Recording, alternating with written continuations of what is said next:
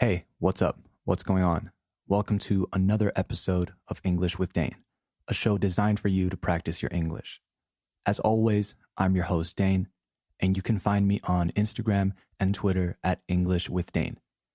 A quick disclaimer before we start. There will be spoilers on this episode, so if you are not up to date with Game of Thrones, or if you haven't watched it at all because you are waiting to start it, maybe turn off the episode after this part because there will be spoilers. So you have been warned, okay? Spoiler alert. But before I get into Game of Thrones, I'm going to give you some context about different shows that I enjoy. What shows have been the most impactful or influential for me, and what I look for in TV shows. That said, let's jump in. You are listening to the 12th episode of English with Dane. Hit it.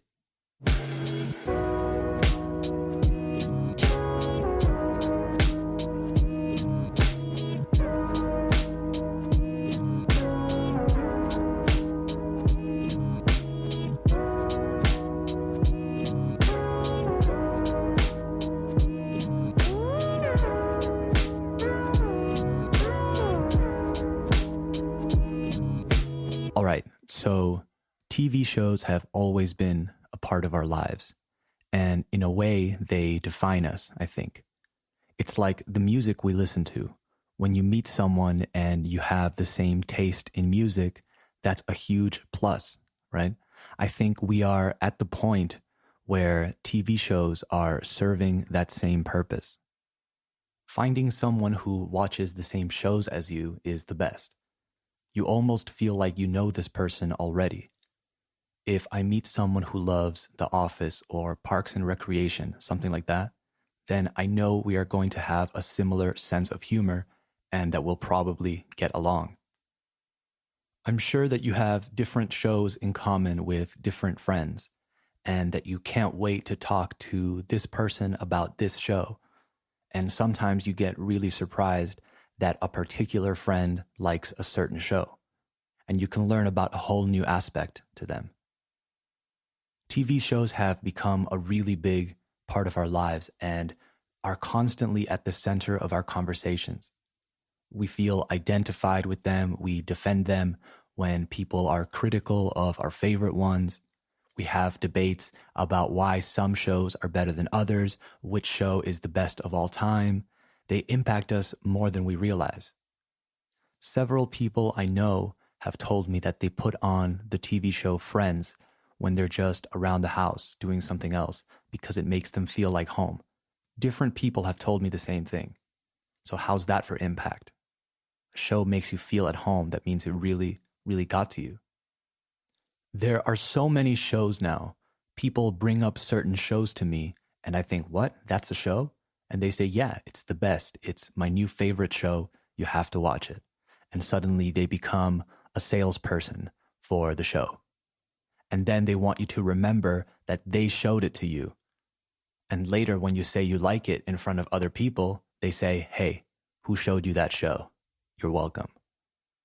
I never understood that. I've never understood why it is so important to some people to have found the music first, to have watched the show first. I wonder what that's about. I'm sure everyone has that friend. I think those people are necessary though. And I'm glad I have them because they tend to be the people who maybe show you your next favorite artist. I love when a friend says, hey, listen to this band. I think you'll really like them. And then you really like them. That's a good skill. That's somebody who has recognized the things that you like in music over the years and knows what you look for in music. And when they hear something that ticks those boxes, that has all of those things that you like, they think of you and make that connection. I have had the feeling of watching a TV show and thinking, I have to tell my friend about this because he's going to love it. And I did. And after I told him, he said, yeah, I told you about this show like a year ago because I thought you would like it. So I guess we look for the same things in a show. Which, by the way, for me are maybe compelling storyline, credible character motivation, and good, solid acting. Good camera work, right? Good shots. Oh, and it has to be hard to predict. And if a show fulfills those criteria, if they meet those expectations, then I think I can commit. It might be easy to have a few of those, but all of them together is tricky. One of the shows that was recently on the edge for me was Ozark. I don't know if you've had a chance to watch it, but it was good. Ozark is like a decaf Breaking Bad, and maybe not even that. They're similar, right? It's the story of a guy who does everything by the book, right? So he does everything how you're supposed to do it. He's a very tame and prudent person who is suddenly in a circumstance that is out of his control, which requires him to get involved in the world of crime. But it was good because it kept me watching, right? It didn't impress me in terms of character development, really. The plot and the story were solid. They were credible, I would say. And the acting was solid. But I think at times it felt a bit bland. It's hard to describe it. It's not a show I would watch again, though. But I also don't recommend it. I think if you recommend a lot of stuff, everything you recommend is less valuable in a way. So I try to use my serious recommendations very selectively. Okay, speaking of great shows, let's talk about Game of Thrones. Remember, spoiler alert, okay? I'm going to talk about episode 3 of season 8, the most recent episode. So if you don't want to hear it, stop the show now.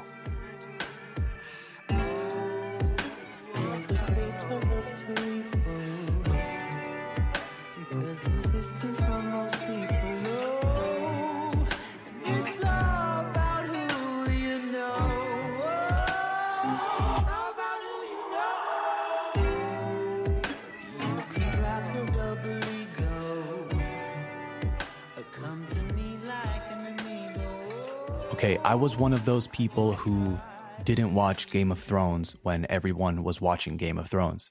It never appealed to me. It never caught my attention. My friends watched it and they would meet up at someone's house and watch it together. And I often didn't attend those plans because I was proud of not being interested in Game of Thrones.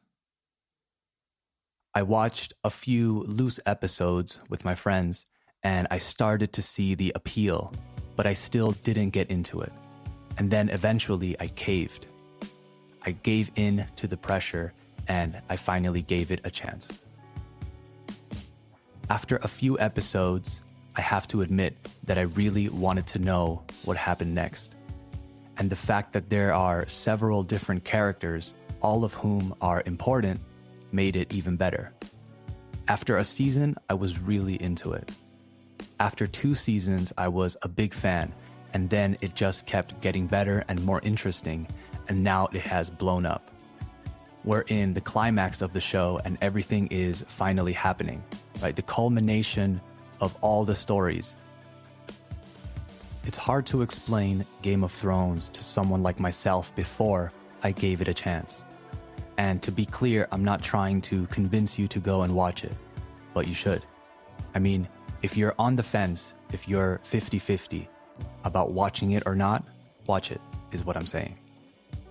I don't think there has been a show that has made me feel the range of emotions that Game of Thrones has. And this past episode was the craziest. So, season 8, episode 3 came out and was maybe one of the best episodes I've ever seen of any show. It was an hour and a half long, which as a viewer was perfect. And it delivered the battle that everyone had been waiting for.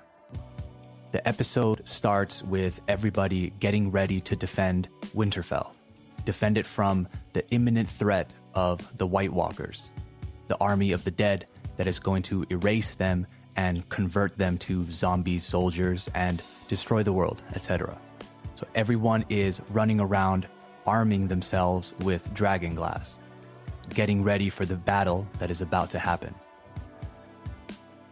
This was a crazy episode because everyone who was watching was probably thinking, okay, who's going to die? I know someone is going to die. Please don't let it be Jon Snow. Don't let it be Tyrion. Please don't kill one of the dragons, etc. And that's probably one of the reasons why people like the show so much, right? You have your favorite characters, but it's a show in which a lot of main characters die. And then we get new main characters. And the show is pretty much ruthless. Ruthless means without compassion. So the show is ruthless.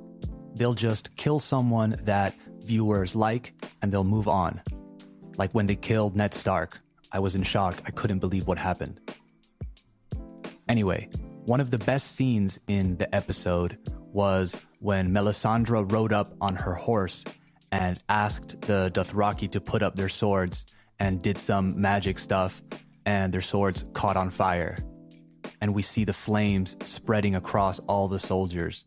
That was a great scene. But an even better scene was when they ride off into the darkness, charging or attacking against the White Walkers, and all you see is the lights of their swords disappearing one by one until you don't hear them screaming and you don't see any more lights. And then some come running back looking terrified. They're really good at creating these type of moments on this show. They always get me, right? Moments that give you goosebumps. I was really confused when Melisandre appeared, by the way. I don't know where she came from. She's really creepy, but she played a pivotal role, an important role. Not only lighting the swords and the trenches, but also when she reminds Arya about the prophecy that she would kill a bunch of people. Right? Some with brown eyes, some with green eyes, and some with blue. This episode had a really great balance between action and dialogue. As you know, some people were hiding in the crypts. Sansa and Tyrion were there. The bald guy, something with a V, but I never remember his name. They did a good job of showing things from the crypt and then giving us intense battle scenes, right? Then back to the crypt and then back to the battle scenes. So you wouldn't get tired of just people fighting. I also liked how the battle was shown, how the battle was presented through the lens of each particular character or group of characters. Jon and Dany together at first, but then fighting separately, which is maybe something that could happen in the future. And some people are even saying that they think Dany is going to kill Jon eventually in order to retain her throne. We also see the battle through the lens of Jaime and Brienne, the new Knight of the Seven Kingdoms, which was another great scene, but from last episode, when Jaime knights Brienne while they're drinking next to the fireplace. Then we have Arya's perspective, which is the coolest one in this episode. This is where we finally see Arya as the badass that she is, right? Fully turned into a warrior. And then we see it from Tyrion and Sansa's perspective down in the crypt. You felt like you got good moments from everyone, and not many people died, you know? Who died? Theon died. He was nice, but, you know, I don't think anyone's favorite character was Theon. But hey, whatever. And Jorah is dead too, right? But he completed his mission, he protected Dany, and died in her arms. So I feel like, again, Jorah wasn't anybody's favorite character.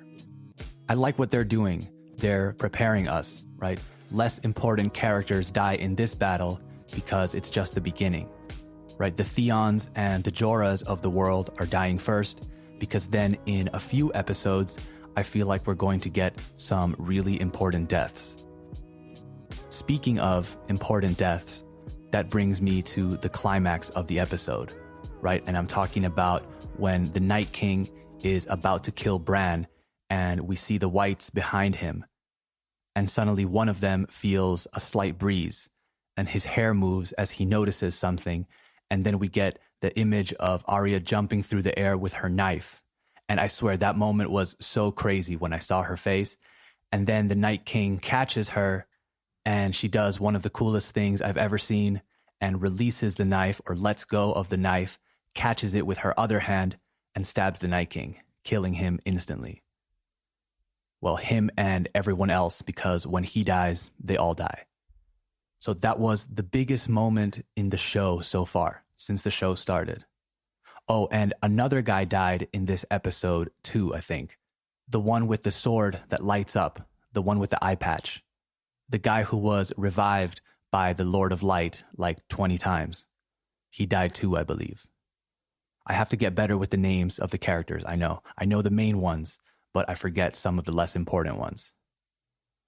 So after the episode, they showed the trailer for the next episode, and we are now presented with what seems to be the last big threat, right? Cersei. She has spent this whole time building up a giant army ready to destroy everyone and to assert her dominance. She has the biggest army ever, and she's the most evil person in the show. So I'm sure it will get even more crazy than what it is right now. There was a prophecy at some point in the show where they mentioned something about Cersei maybe getting killed by a sibling, by a brother, I think. So I wonder if that happens there. If it's maybe Tyrion or Jaime who end up assassinating her. What I'm also looking forward to is the final battle between the Mountain and his brother Clegane, or the Hound, because that needs to be resolved. And I'm sure I'm missing a lot of things, but I didn't want to do a super in-depth analysis, just share some thoughts. In conclusion, I can't wait for the next episode. If you heard all of this and you've never watched Game of Thrones or read the books, then I recommend it sincerely. The hype is real. Okay, that's the show for today. Don't forget to tune in on Saturday for episode 13 of English with Dane. You can find me on Instagram and Twitter at English with Dane. And remember to support the show. Share it with anyone you think would enjoy it. Okay, see you soon. Bye-bye.